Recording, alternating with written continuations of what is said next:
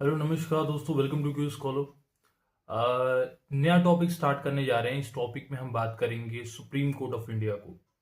लगभग 2 पार्ट में हम इसे कंप्लीट करेंगे क्योंकि टॉपिक थोड़ा बड़ा है और मैं वीडियो उसको बहुत लंबा नहीं खींचना चाहता और चाहता हूं कि मेरे पास इनफ टाइम रहे जिसमें मैं आपको समझा पाऊं। तो चलिए शुरू करते हैं। It is part 1 of supreme court of India. तो चलिए शुरू करते हैं। सबसे पहली बात कि जो हमारा सुप्रीम कोर्ट ऑफ इंडिया है वो लिया कहां से गया है, कौन से लॉ के तहत ये बना है। तो जो हमारा सुप्रीम कोर्ट ऑफ इंडिया है ये गवर्नमेंट ऑफ इंडिया एक्ट 1935 के तहत ये बना है। और जो हमारा सुप्रीम कोर्ट है, जो हमारा जुडिशियल सिस्टम है, ये डिफरेंट है यूएसए के सिस्टम से। क्योंकि यूएसए में एक होता है कि जैसे जैसे हमारे देश में हाई कोर्ट है, तो हाई कोर्ट के ऊपर सुप्रीम कोर्ट है। मतलब एक कह सकते हैं एक हायरार्की बनी हुई है ना, नीचे डिस्ट्रिक्ट कोर्ट, फिर हाई कोर्ट, फिर सुप्रीम कोर्ट, ये सिस्टम चलता है। यूएसए में क्या सिस्टम है कि जो स्टेट के लॉस होंगे उसको, उसके मैटर में अगर कोई कंफ्लिक्ट है तो हाई कोर्ट देखेगा। फेडरल लॉ मतलब सेंटर के लॉ में कोई मैटर हो रहा है, कोई दिक्कत हो रही है, तो वो सुप्रीम कोर्ट देखेगा। तो अलग अलग सिस्टम है, अलग अलग लॉ के लिए अलग अलग सिस्टम है, लेकिन भारत में एक ही सिस्टम है, that is integrated judicial system, जो कि गवर्नमेंट ऑफ इंडिया 1935 के तहत लिया गया था। और एक अगर आपको डिफरेंस बताना हो कि जो फेडरल कोर्ट बना, जो फेडरल कोर्ट था गवर्नमेंट ऑफ इंडिया एक्ट 1935 के तहत जो अंग्रेजों के टाइम पे आया, उसमें और भारत के सुप्रीम कोर्ट में क्या डिफरेंस है। तो सबसे पहला डिफरेंस आपको समझना है कि जो फेडरल कोर्ट था, जो गवर्नमेंट ऑफ इंडिया एक्ट 1935 के तहत आया, वो हाईएस्ट बॉडी ऑफ अपील नहीं थी। मीन्स कि जो सबसे हाईएस्ट पॉइंट पे जो इंस्टीट्यूशन है जहां पे अपील जा सकता था, वो फेडरल कोर्ट नहीं था, वो था प्रीवी काउंसिल या प्राइवी काउंसिल कह सकते हैं, जो लंदन में बैठती थी। मीन्स कि अगर आपको फेडरल कोर्ट के भी जो केसेस हैं उससे आप संतुष्ट नहीं है, तो लंदन में प्रीवी काउंसिल बैठती थी, वहां पे अपील होती थी। तो ये थी हाईएस्ट कोर्ट ऑफ अपील। लेकिन भारत में ऐसा नहीं है। भारत में प्रीवी काउंसिल का कोई भी सिस्टम नहीं है। Highest court of appeal supreme court of India ही है। तो ये डिफरेंस आपको समझना है। सबसे पहले हम बात करते हैं कि भाई हमारे सुप्रीम कोर्ट में जजेस कितने हैं मौके पे। तो देखिए ये जो संख्या है समय समय पे बढ़ती रहती है। मौके पे अभी मार्च 2026 की बात करें तो अभी हमारे सुप्रीम कोर्ट में, माननीय सुप्रीम कोर्ट में 34 जजेस हैं, जिसमें एक चीफ जस्टिस ऑफ इंडिया है और 33 अदर जजेस मतलब सुप्रीम कोर्ट के जजेस हैं। अपॉइंटमेंट कैसे होता है? सबसे पहली बात अब आता है कि भाई ये सुप्रीम कोर्ट के जज बनते कैसे हैं। तो देखिए कॉन्स्टिट्यूशन में ये मेंशन है कि जो प्रेसिडेंट है ये अपॉइंट करेंगे सुप्रीम कोर्ट के जज को after consulting chief justice of India. और इसके रिगार्डिंग अब भाई मान लीजिए माननीय राष्ट्रपति जी ने सीजीआई से कंसल्ट किया, उनसे सलाह ली कि भाई किसको सुप्रीम कोर्ट का जज बनाए, और उन्होंने कहा कि फला ये जज हैं, ये इनकी बहुत अच्छी नॉलेज है, इन्हें बना दीजिए। अब मान लीजिए माननीय राष्ट्रपति जी वो कहें कि नहीं, मुझे नहीं लगता कि इनको बनाया जाना चाहिए, वो किसी और को बना देते हैं। तो अब यहां पे बात उठती है कि जो सलाह लेने की बात है चीफ जस्टिस ऑफ इंडिया से, वो बाइंडिंग है कि नहीं है। इस मैटर में 4 केसेस आए जो मैटर को पूरा क्रिस्टल क्लियर कर देते हैं। तो क्या मैटर रहे? पहला आया फर्स्ट जजेस केस 1982 में आया फर्स्ट जजेस केस। इसमें ये इस बात को पूछा गया कि जो सलाह चीफ जस्टिस ऑफ इंडिया माननीय प्रेसिडेंट को देते हैं, क्या वो बाइंडिंग है, क्या उन्हें मानना पड़ेगा कि नहीं मानना पड़ेगा। तो यहां पे इस केस का वर्डिक्ट ये आया कि नहीं, वो बाउंडेशन नहीं है उनपे, मन करे तो माने, मन करे तो ना माने। इसके बाद आता है सेकंड जजेस केस, दैट इज सेकंड जजेस केस 1993। यहां पे कुछ चीजें क्लियर होने लगी। यहां पे माननीय सुप्रीम कोर्ट ने कहा कि नहीं, जो भी चीफ जस्टिस ऑफ इंडिया सलाह देंगे प्रेसिडेंट को वो बाइंडिंग है, वो मानना पड़ेगा। तो यहां प्रोसेस ये था कि जो 2 सीनियर मोस्ट जजेस हैं सुप्रीम कोर्ट के, उनसे सलाह करेंगे चीफ जस्टिस ऑफ इंडिया। मतलब समझ रहे हैं, 2 सीनियर मोस्ट जजेस और चीफ जस्टिस ऑफ इंडिया वो आपस में सलाह करेंगे, फिर रिकमेंडेशन देंगे कि हाँ भाई इन लोगों को आप इनमें से किसी को सुप्रीम कोर्ट का जज बना सकते हैं। और वो जो मतलब मान लो 10 नाम दिए कि इनमें से आप किसी को बना लीजिए, तो उन्हीं 10 में से सुप्रीम माननीय प्रेसिडेंट को सुप्रीम कोर्ट का जज बनाना पड़ेगा। ये सिस्टम आया। और सबसे इंपॉर्टेंट है थर्ड जजेस केस 1998। अब इसमें देखिए क्या होता है, इसमें आता है कॉलेजियम सिस्टम, जो आज भी लागू है, आज तक ये सिस्टम चल रहा है। इसमें क्या सिस्टम लाया गया, इसमें कहा गया कि जो सुप्रीम कोर्ट के 4 सबसे सीनियर मोस्ट जजेस होंगे, सीनियर मोस्ट किसमें, एज में, जो उम्र में सबसे ज्यादा सीनियर मोस्ट जजेस होंगे सुप्रीम कोर्ट के 4, उनका बनेगा कॉलेजियम।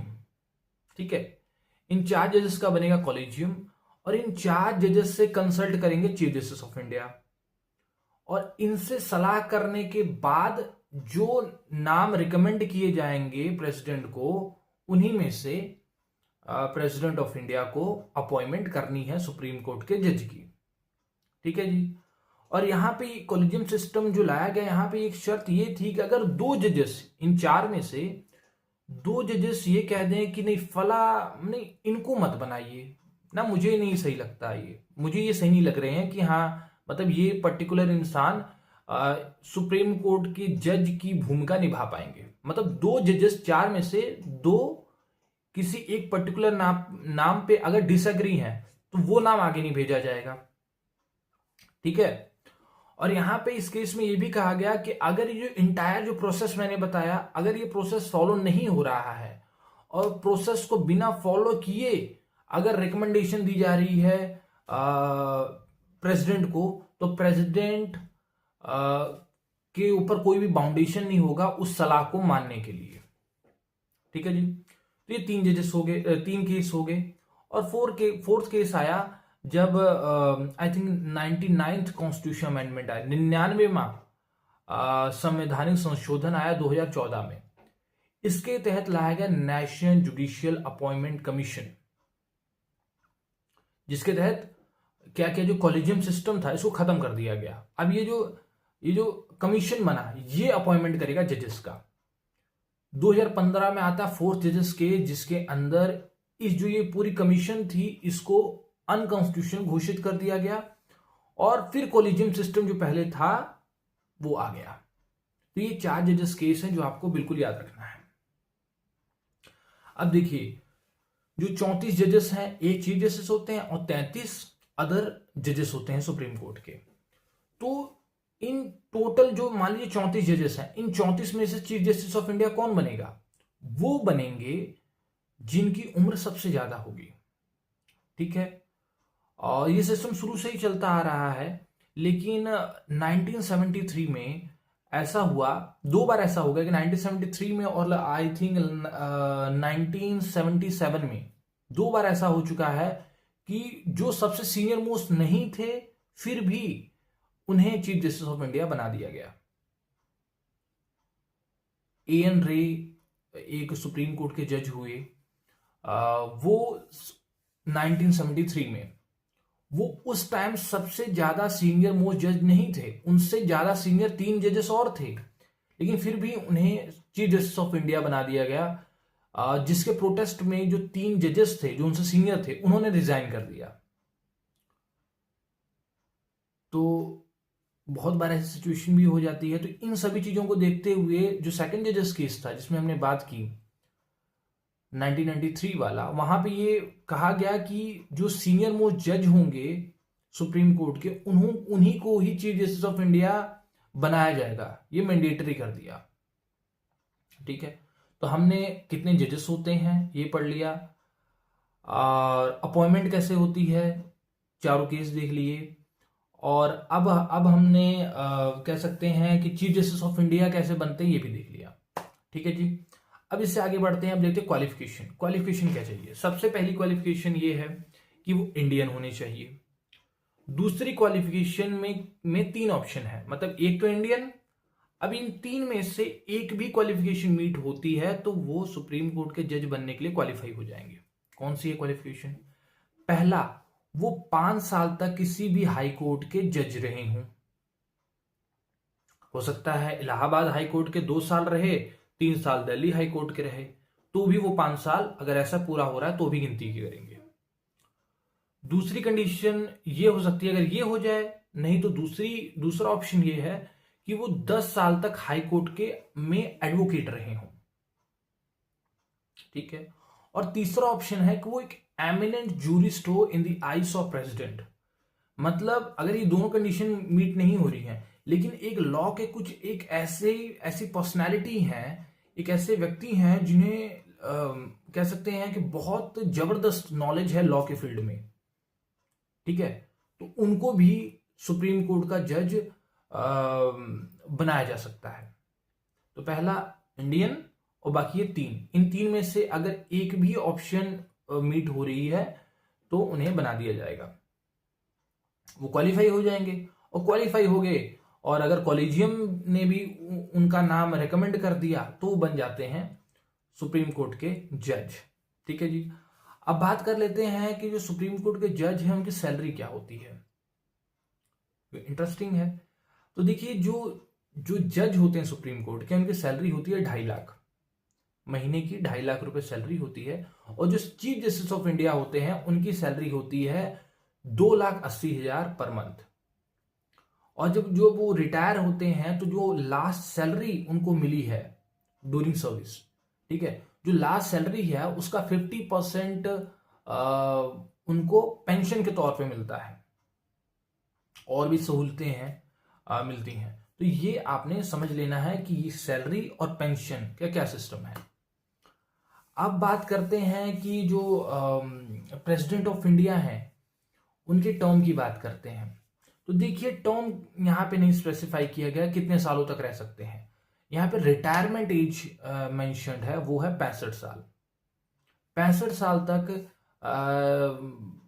सुप्रीम कोर्ट के जज रह सकते हैं, उसके बाद रिटायर हो जाएंगे। ठीक है। तो हमने रिटायरमेंट एज भी देख लिया।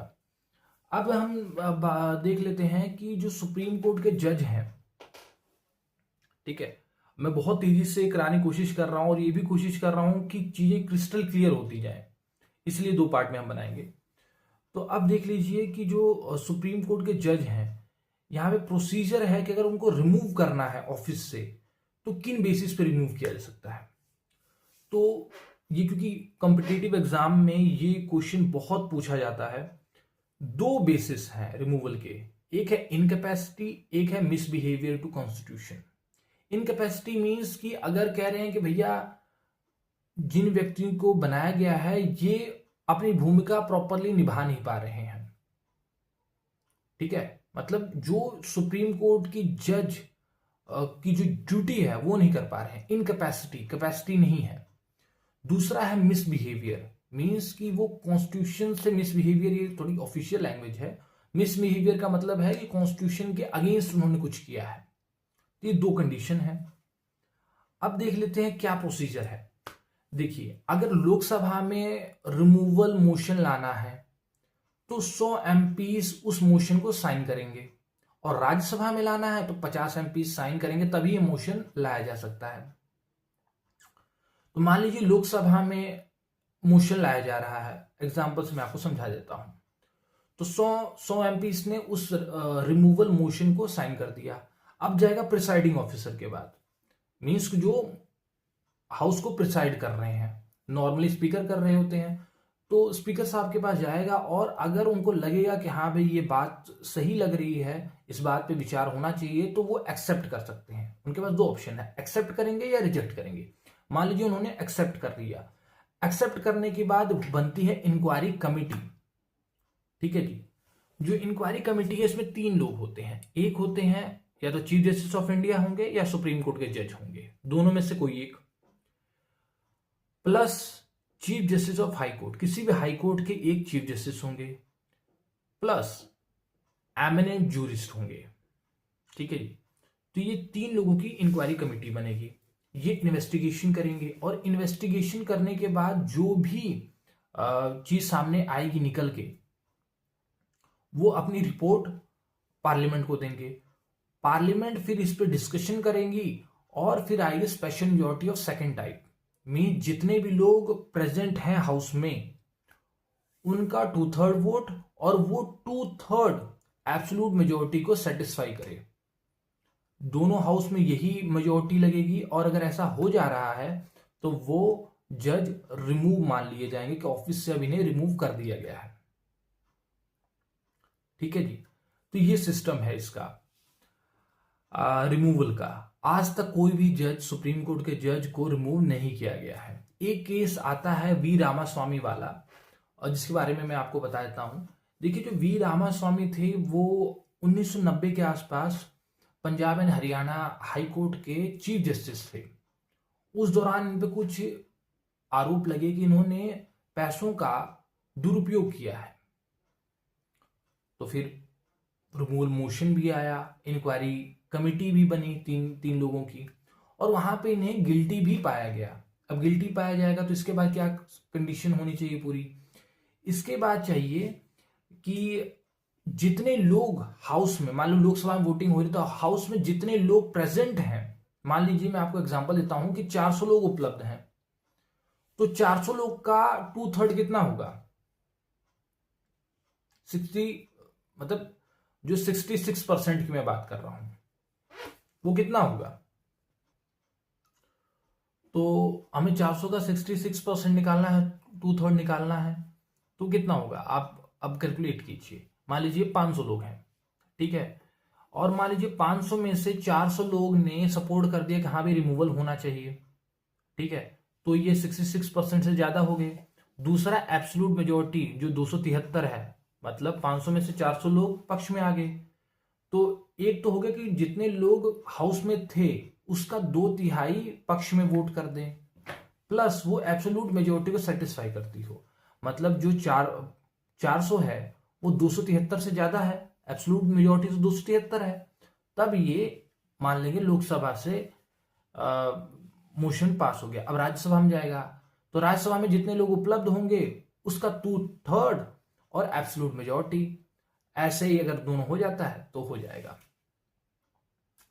तो यहां पे क्या हुआ कि जो इंक्वायरी कमेटी आई सामने, उन्होंने रिपोर्ट दी, गिल्टी भी पाया गया, लेकिन जब वोटिंग होने लगी तो जो कांग्रेस पार्टी थी उस टाइम पे, उन्होंने एक्चुअली में वोटिंग में पार्टिसिपेट ही नहीं किया, जिसके कारण जितने लोग उपलब्ध थे हाउस में उसका 2/3 तो सेटिस्फाई हुआ, लेकिन एब्सोल्यूट मेजोरिटी सेटिस्फाई नहीं हुई। मतलब जितना 2/3 था, अब मान लीजिए 30 लोग ही हाउस में है, एक एग्जांपल दे रहा हूं, 30 लोग ही हाउस में है, 30 लोग का 2/3 होगा 20, 66% तो होगा 20, लेकिन वो 20 273 से ज्यादा थोड़ी है, समझ रहे हैं आप? तो ऐसा होना था। अब मान लीजिए 300 लोग ही उपलब्ध हैं हाउस में, अब 300 का 2/3 होगा 200,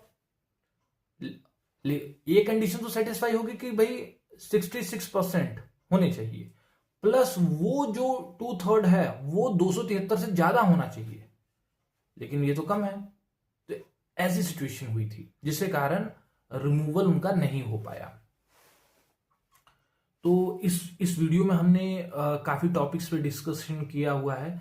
सबसे पहली बात की जनरल बात की, कंपोजिशन की बात की, 4 जो जजेस केसेस हैं उनकी बात की, क्वालिफिकेशन की बात की, चीफ जस्टिस ऑफ इंडिया को कैसे अपॉइंट किया जाता है, सैलरी क्या है, और उसके बाद रिटायरमेंट एज, और उसके बाद रिमूवल प्रोसेस।